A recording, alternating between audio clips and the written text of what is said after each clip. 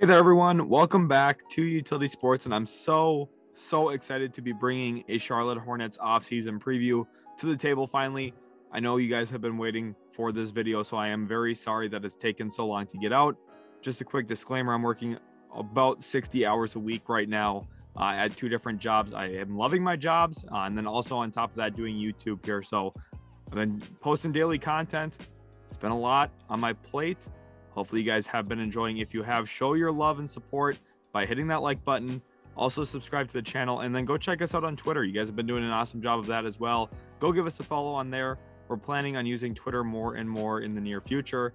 That link is in the description, so go give us a follow on Twitter. Now let's jump into the Hornets offseason preview here. And just like always, we're going to start with a video preview talking about what we will discuss in today's video, starting with the 2021-2022 regular season. Specifically, what I saw from this Hornets team. We'll talk about their record and also the bright spots that we saw from the Charlotte Hornets, and then key decisions to make. We have a busy Mitch Kupchak, who I think is one of the better GMs in all of basketball. I think he's a very smart basketball mind, specifically when it comes to talent evaluation. And we'll see how he evaluates talent, but he also has one other key decision to make that we're going to talk about. I'm expecting him to make a decision within the coming days, actually. So it's really exciting time of the year for the Charlotte Hornets. Then we talk about the 2022 NBA draft. That is some of the content that most of you guys really do love on the channel. Just a quick disclaimer, I've got a really fun video coming out that's going to be focused on the NBA draft, and it's a little bit different. So I'm excited for that one. That's a little tease there for you guys to look forward to. But in today's video, we'll talk about draft assets that the Hornets possess, who they could look to draft with those, or will they use those assets to maybe swing a big trade or two? Potentially, we could look at some moves that they could make. 2022 NBA free agency, how much cap space do they have, and potential targets that they could look to add to this roster that's already pretty talented as a whole. And then next season, what do we expect from them? Are they an outright playoff team? Do they miss the play-in? What will we see from the Charlotte Hornets next year? The Eastern Conference is very tough, so we're going to talk about my expectations and then also the goals that they're going to have set internally. So now back to where we start, the 2021-2022 regular season, and the Hornets did take a step forward. They went 43-39, a winning record in a very good Eastern Conference. They were the 10th seed, which is very impressive that the 10th seed in the East had 43 wins this season. Goes to show how great the East has really become within the past couple of seasons. But unfortunately for Charlotte, their luck ran out in the play-in game between the 9 and 10 seed, where they lost to the Atlanta Hawks in, sorry Hornets fans, but embarrassing fashion. Back-to-back seasons of a really poor showing in the play-in tournament, and that's ultimately what led to Borrego getting canned. He is no longer the head coach of the Charlotte Hornets. So what are the bright spots? First of all, I'm going to talk about Mitch Kupchak again. I think he's one of the smarter GMs in all of basketball. He is phenomenal when it comes to drafting, talent evaluation. You look at his track record, not only with the Hornets, but even when he was back with the Lakers before the arrival of LeBron James.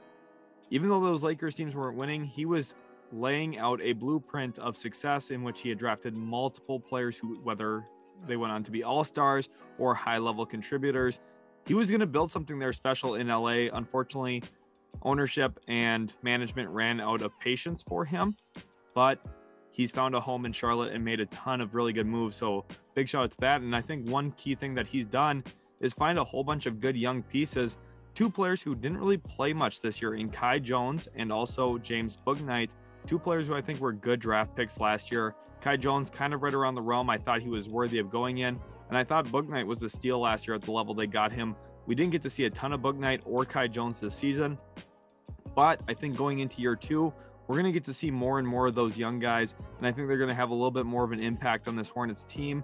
And the nice thing here for Charlotte, they won 43 games as a relatively very young team. Of course, Plumlee, one of the veterans on this roster, but for the most part, you think about LaMelo Ball, Miles Bridges. That team is relatively young. Yes, they do have some veterans, but their key contributors, their core pieces, are all roughly around the age of 25 or younger, which goes to show that maybe down the road, this Hornets team could become something very special.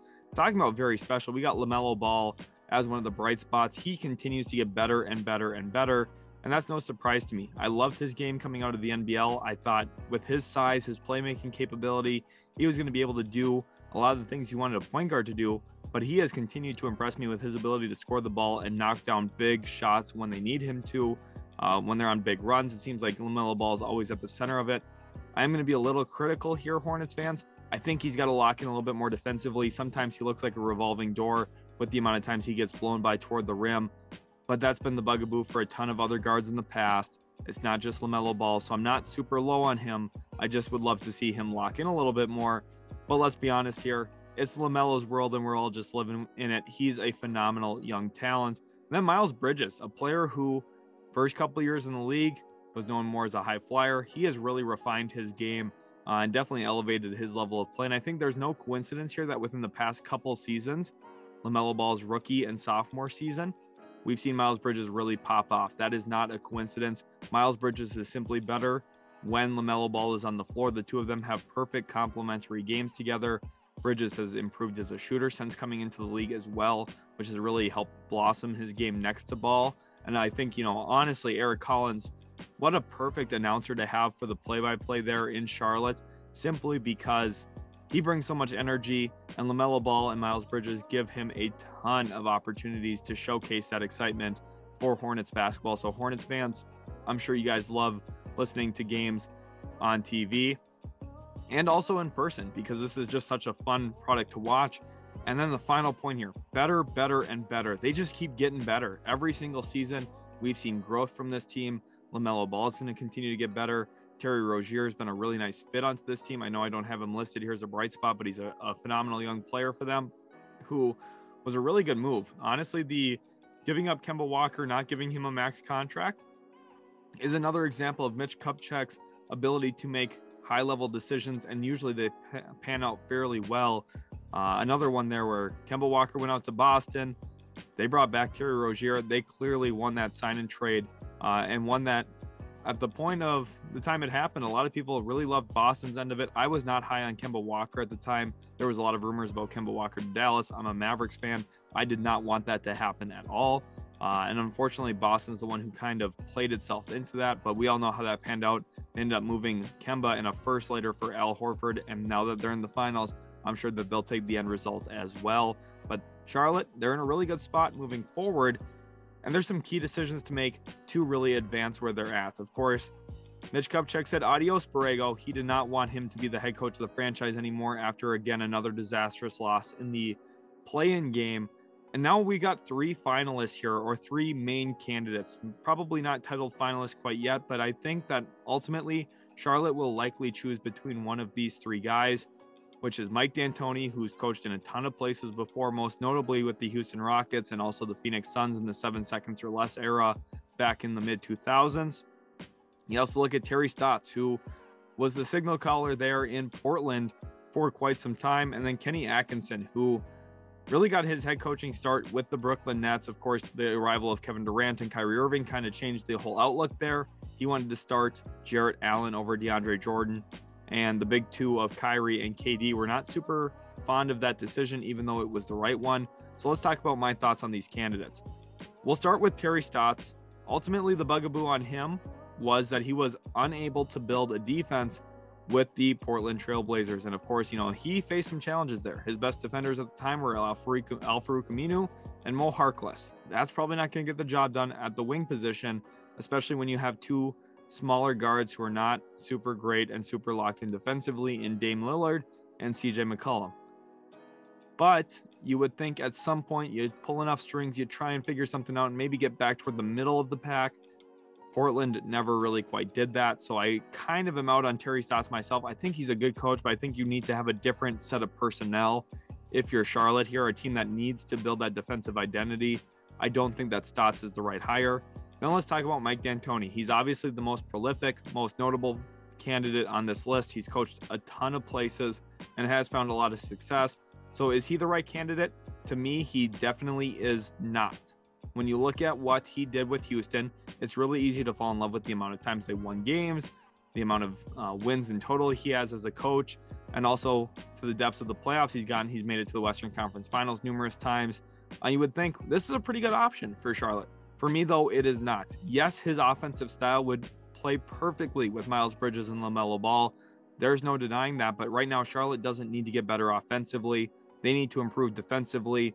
And depending on who Mike D'Antoni brings in as an assistant is really going to sway how that defense goes. D'Antoni is rather hands-off on defense, and he's actually rather hands-off on offense, which I don't think a lot of people really understand. His game plan with the Houston Rockets was, hey, James, referring to James Harden, go be great. And James Harden was good enough where he was able to be great. And LaMelo Ball, maybe he is good enough to go and be great and will a team to 60 wins or 55 wins, whatever it may be. The issue here, though, is when did Mike D'Antoni really elevate a team, elevate a roster? One thing he's really great at is instilling confidence in his players.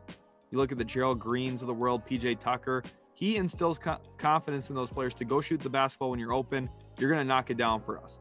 And yes, that's a really good trait to have, but from the X's and O's standpoint, he doesn't really do a lot.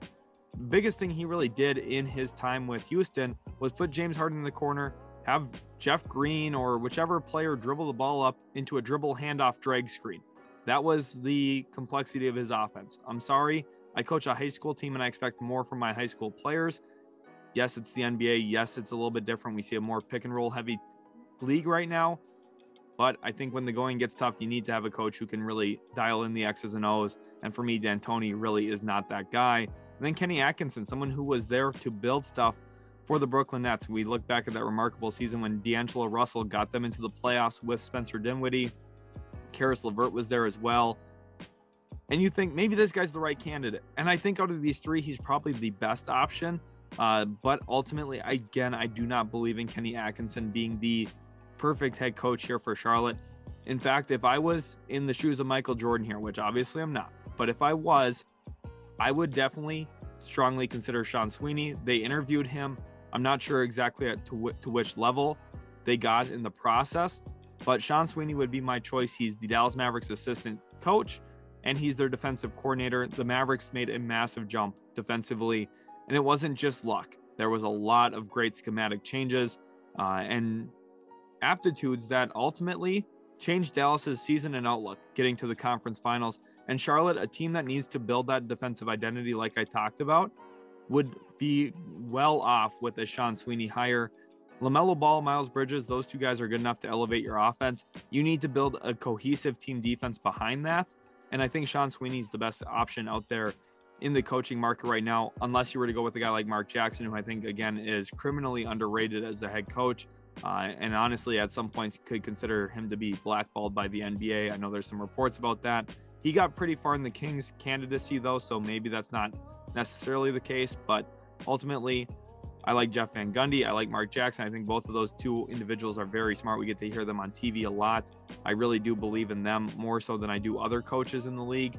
But for me, Sean Sweeney, I think out of the other coaches available, is the best option here for Charlotte. Then we go into another key decision, and it's the transaction wire. Gordon Hayward, is he on the trade block? Is he not? Mitch Kupchak's definitely going to be listening to offers for the multi-time All-Star wing. Then you look at Miles Bridges. He's headed toward restricted free agency. The Hornets have matching rights. So are they going to go out and lock him up themselves? Or are they going to try and match an offer later, which could perhaps damage your relationship with a player? We'll see how they go about it. We'll see if Zach LaVine actually has that same instance play out with the Chicago Bulls this offseason, where, remember, the Kings actually gave him the offer sheet that the Bulls matched. Maybe that comes back to haunt the Bulls. We'll have to monitor the Miles Bridges situation here for Charlotte. And then the center position. Plumlee was a nice little plug and play from last year, but I still think that they need to find ways to improve. So we're going to talk about that in a little bit later on here on the video. But now, 2022 NBA draft, and I'm so excited about the NBA draft, specifically from Charlotte's perspective, because they have so many great options. You look at their draft assets. They have their own second rounder, but they also have two near lottery level selections, with 13, which is in the lottery, and then pick 15, which is the first pick outside of the lottery. And it's very possible here for Mitch Kupchak, who has a great track record of drafting good young talent, that he could add two more good young players on cheap rookie deals to a team that could really use an insurgence of more talent. And the options out here are very good and actually really fit what Charlotte wants to do.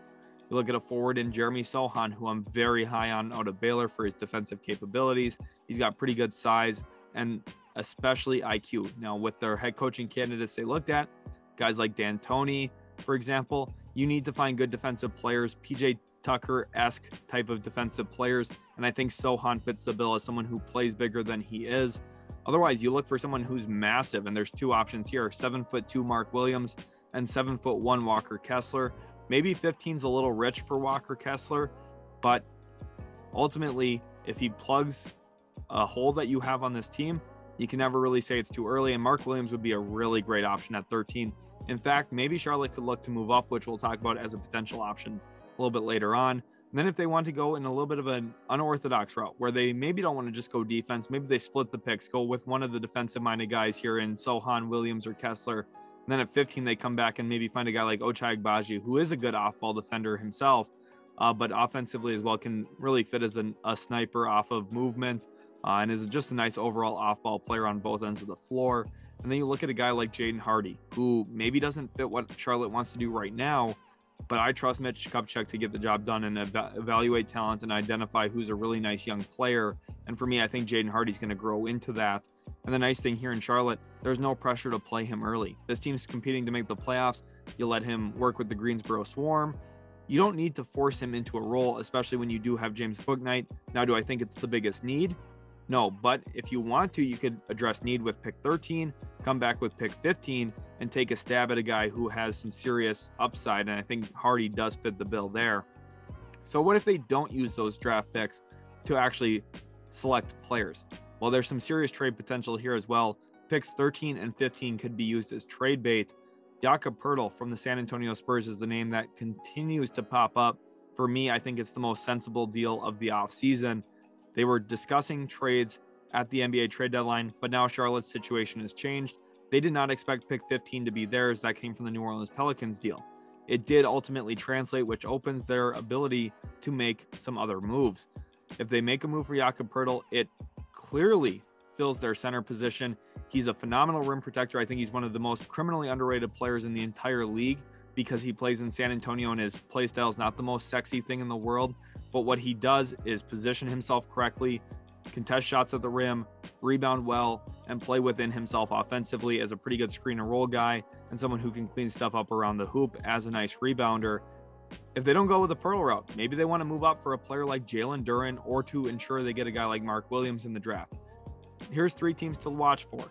Maybe they want to move up with Portland. Portland's the really popular one I've seen in the comments section, and I do think there is some legitimacy to that after the Mike Schmitz hire for the Blazers. Pick 8, the New Orleans Pelicans as well, a team that maybe doesn't need pick 8 to become a really good team. Maybe they want to add some more depth themselves. If I was in New Orleans' shoes, I would opt to keep number 8 and draft off of upside, but I could see them going the 13 and 15 route as well. And then San Antonio, we're back to them. We talked about them with Poeltl. Could the Spurs look to line themselves up for 4 first-round picks or to maybe get a bunch of assets to move down to future years in order to really set up a long-term approach there in San Antonio, because they have to be feeling pretty good about their young talent as well, just with how they played this past season themselves. Charlotte has options here. I think that's the biggest thing I'm trying to convey. 13 and 15, they could use it to draft 1 player. They could use it to draft 2 players. They could use them both together in a deal to maybe swing something big. We'll have to monitor exactly what goes on with that, but I think Charlotte's in a very strong position heading toward the NBA draft, which is only a few weeks away now. And then we head toward NBA free agency. And again, another really great opportunity here for the Hornets to improve this roster. Even though they are negative $22 million in projected cap space, they have the luxury or non-taxpayer mid-level exception available to them, which is a really great luxury to have because you can add a very talented player. There's a ton of guys in the NBA right now that are making around $10 million a year that are high impact players. One key example of this is Jay Crowder for the Phoenix Suns, who I know, yes, Jay Crowder is not the most consistent player. Yes, he has some flaws to his game, but he's a huge part of what Phoenix does. And I think here Charlotte could look to complement themselves in a similar way. You look at free agent here in Chris Boucher, who's actually much older than anyone would really expect. He's a former G League MVP. I was really high on him before he really caught on with the Toronto Raptors. And the thing about him is that defensive versatility here for Charlotte. He blocks a lot of three-point shots. He's got great length and size. And he's been one of Nick Nurse's favorite Swiss Army knives defensively. And we know how great Nick Nurse is as a defensive-minded coach. I think that Chris Boucher is a really underrated free agent target. Now, he's got his flaws. He's never played 25 minutes a game in the NBA. for a reason. He's got some issues when it comes to stamina. He's not the most reliable, consistent offensive player. But again, from Charlotte's perspective here, you don't need some of those things. You don't need someone who's going to play 30 minutes a night based on the depth we've seen on this team with other forwards they have there in PJ Washington, Kelly Oubre. You're looking to improve some of your depth, though. And for me, Chris Boucher is a phenomenal option who would love to take the mid-level exception. You could probably get him at 3 years, $30 million flat. And I think that's a really nice signing for Charlotte. And then maybe we look at the sign and trade route where they look at a DeAndre Ayton. I don't think this is likely, but if they really wanted to push for it, you throw PJ Washington back, you maybe even attach pick 13 or 15 to get your starting center of the future. Oh, and by the way, he fits perfectly in terms of timeline. He's still very young, I believe about 23 years old only. So you're looking at a player who fits Ball's timeline. He fits Bridges' timeline. He's a nice young center who's already played some serious playoff minutes at the highest stage as well, including the NBA Finals, and I think would really help solidify Charlotte's center position. You could probably send back Plumlee to Phoenix, and Phoenix would be motivated to make a deal if they're worried about losing him to a team with cap space, like, say, the Detroit Pistons. And then Isaiah Hartenstein, another guy here who would maybe take a portion of the non-taxpayer mid-level, probably around $4 to $6 million annually. And another sneaky good signing. He's left-handed, can step up behind the three-point line, knock it down a little bit. He was actually, according to Second Spectrum, one of the best, if not the best, rim protector in the NBA this year in terms of points allowed per shot at the rim. He was phenomenal in that area. He's also got a nice little push floater that he can knock down out of the pick and roll game. Not the most athletic guy, but he's going to give you a nice little asset for LaMelo Ball in the pick and roll game, specifically as someone who can slip out of it and then make a read or put in, again, a little 8 to 10 foot push shot right in front of the rim. So let's look at next season. After all these free agency moves, after maybe making some big trades with Gordon Hayward and really looking at what they could add in the draft, what do I expect from this team? I think it really all comes down to who they hire as the head coach. If they hire Mike D'Antoni, I could see him winning a lot of regular season games where I ultimately don't think it translates into a ton of postseason success. Or if they go with a guy like Kenny Atkinson, maybe a little bit less regular season success, but maybe a little bit of a better chance in round one of the postseason. Again, this team's still really young, so there's not a lot of pressure right now on winning this very second, even though I think the franchise itself really wants to, which I think is a good goal. You always want to try to win, but ultimately for me, I'm not judging them on if they win a lot this year or not. And then I think also, if you look at some of the other options that they have at the head coach position, Terry Stotts, I mean, again, another example here where I think they win quite a bit in the regular season. And then come postseason time, I think some of their defensive liabilities probably comes back to hurt them. And it's also going to depend on what happens at the center position. Now, for their internal goals, I think their primary one, is to make the postseason as a top 6 seed.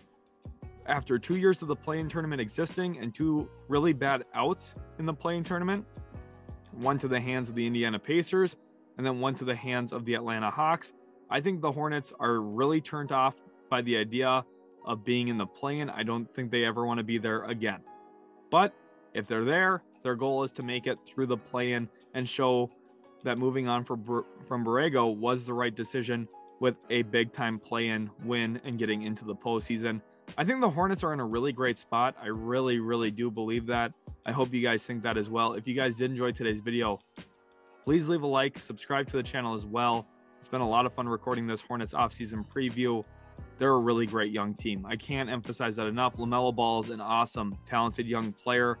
I'm not trying to be too critical of him, but he's great, and I expect greatness from him. And that is why I shared a little bit of my criticism of his defensive capabilities. But ultimately, his offensive prowess is so good. That's something you're willing to live with, just given the outlook of this team based on that. Miles Bridges, he's going to be the player to watch this offseason for Charlotte. It'll be interesting to see if they get DeAndre Ayton, if they get Jakob Poeltl. Right now, if you're watching, comment Charlotte center position. It lets me know you guys made it to the end of the video. Again, that's Charlotte center position. Thanks so much for watching, guys. If you did enjoy, leave a like, subscribe, and we'll catch you in the very next Utility Sports video.